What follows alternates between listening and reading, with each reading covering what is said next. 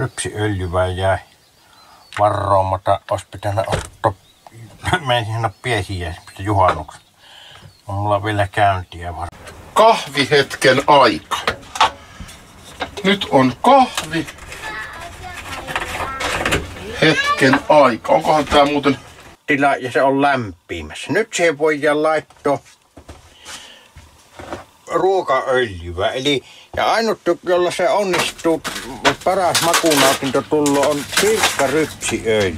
K-ryhmän pirkkarypsiöljy. Laitetaan toi nyt ton. Vain tällä niinku parhaat tulot tänne, mutta... on minä sun.